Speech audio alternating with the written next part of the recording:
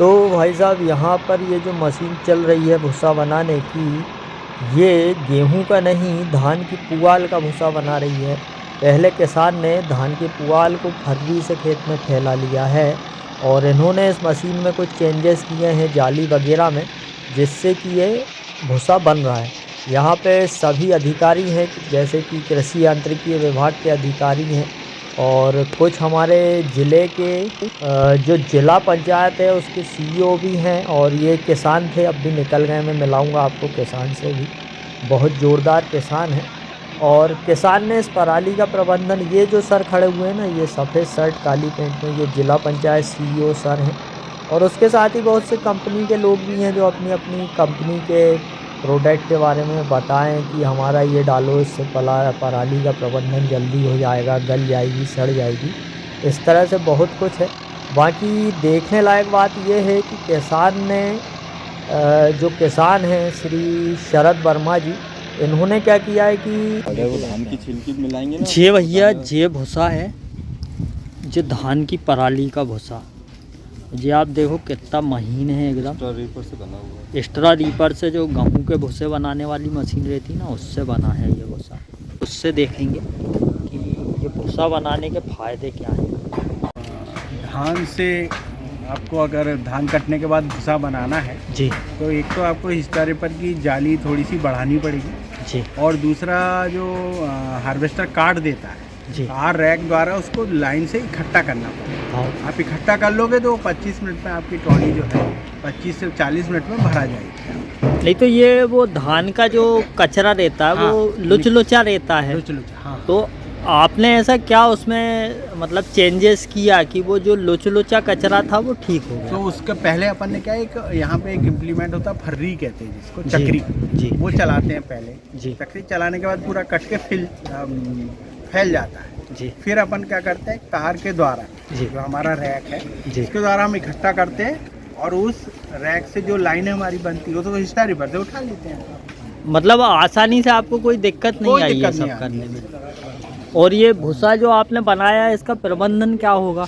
इसमें ईंट के भट्टे में आपका जी। यूज हो जाएगा और जो डेयरियाँ, इस समय भूसा बहुत महंगा हो जाता है जी, तो ये आपको सस्ता मिलेगा। हाँ जी, ठीक इसकी है डिमांड बहुत है। जी। तो आप और जो अन्य किसान हैं जो भी मतलब पराली का प्रबंधन नहीं कर रहे हैं, उनके लिए आप क्या कहना चाहेंगे? मेरा कहना है कि जो भी आपके यहाँ हर गांव में कृषि विभाग, कृषि अभियांत्रिकी ने हिस्टा रीपर दिए हुए हैं जी, और वो हिस्टा रीपर जो है, आप उन हिस्टा रीपर वालों से आप अपना भूसा बनवा सकते हैं। ठीक है अब जैसे ईंट वाले हैं जी, अब ईंट वाले, इनसे आप पूछिए कि वो भूसा ये लेना चाहते हैं, इन्होंने 2000 रुपये रेट में लिया है। जी। आप सर क्या आपको वो भूसे से फ़ायदा हुआ, आपने जो भूसा लिया अभी है? इस समय मिट्टी में मिलाने के लिए हमें रॉ मटेरियल्स की ज़रूरत पड़ती है। जी, तो इस समय गेहूं का भूसा उपलब्ध नहीं रहता और ना ही धान का छिलका आसानी से उपलब्ध हो रहा है। जी, अगर उसके विकल्प में ये अगर बना के देंगे तो हम लोग उसको परचेज कर सकते हैं और हम अपने मिट्टी में मिला के ईंट भट्टे में उसका उपयोग कर सकते हैं। ये डेयरी वाले हैं। सर आपको पराली के भूसे से कोई दिक्कत तो नहीं आएगी? नहीं, पराली का भूसा सॉफ्ट होता है, नरम होता है जी, उसको गाय भैंस बढ़िया तरीके से खा रही हैं। जी, और इस समय गेहूं के भूसे का रेट तेज हो जाता है तो 4000 रुपये, 4500 रुपये ट्रॉली देते हैं।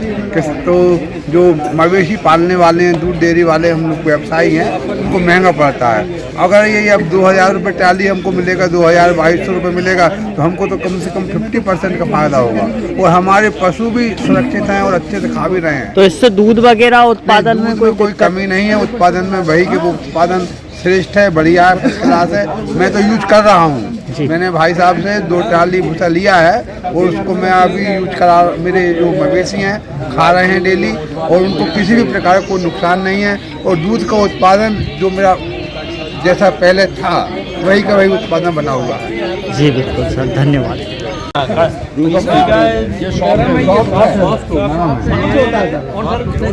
वर्तमान में अगर ये चीज़ अगर बनती है तो एक तो खेत में अपने बनाने में आसान होता है। दूसरी चीज़ ये है कि जो हिस्ट्री पर वालों को एक फ़ायदा ये भी मिलता है कि वो अपनी कमाई एक और फिर ये इस समय भी मुश्किल हो जाती है। किसानों को भी कमाई होती है। किसानों को आज जो भूसा जैसे भैया जो ईट का काम करते हैं तो आज इनको भी जो भूसा खरीदते हैं तो 4-5 हज़ार रुपये ट्राली गेहूँ का भूसा खरीदना पड़ता है समय पे, और डेयरी वाले को भी तो इनको थोड़ा सस्ता, तो वहाँ पे भी लागत वैल्यू वहाँ पे भी कम होगी उनके पास में, ये सारी चीज़ें जो होती है किसानों की आय बढ़ेगी और उसका रॉ मटेरियल मिल जाएगा, पशुओं का चारा कि जब खरीदने वाले तैयार और अपन इसको कर ले, इकट्ठा करके रख ले अपने यहाँ तो ही हो जाए। तो किसी से भी चाहे वो स्टोरी पर से कर ले चाहे बेलर से इकट्ठा कर ले, इकट्ठा करके रख ले बस। ये टाइमिंग ऐसी इकट्ठा करके रख लेंगे। करने की जरूरत नहीं, ये तो डायरेक्ट स्पॉट नहीं, खाली करना है।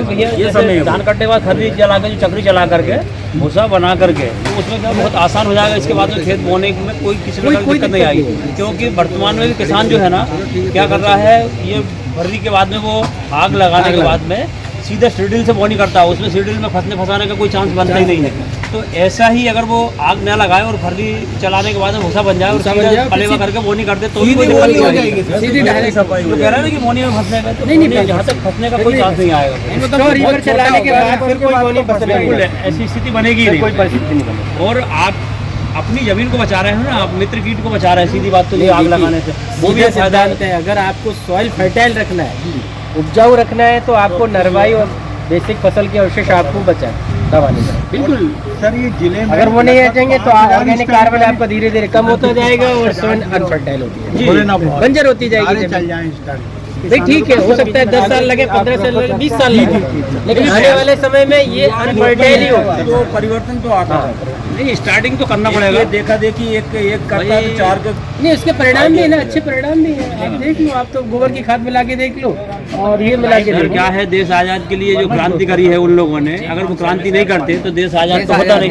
यही क्रांति है, ये आज भी वर्तमान में अगर ये क्रांति अपन नहीं करेंगे तो ये संभव नहीं है। आने वाली पीढ़ी के लिए अपन बंजर भूमि छोड़ के जाएंगे, कहीं से कहीं उसमें कहीं कुछ भी कोई फायदा नहीं बनेगा। ये सारी चीजें अपने को ध्यान रखते हुए ये काम को करना ही चाहिए और किसान को आगे आके सहयोग करना चाहिए कि नहीं यार, अपनी शासन अपने को सपोर्ट करना है। हर नई तकनीक के दो ही पहलू होते हैं। बहुत सारे किसान चाह रहे थे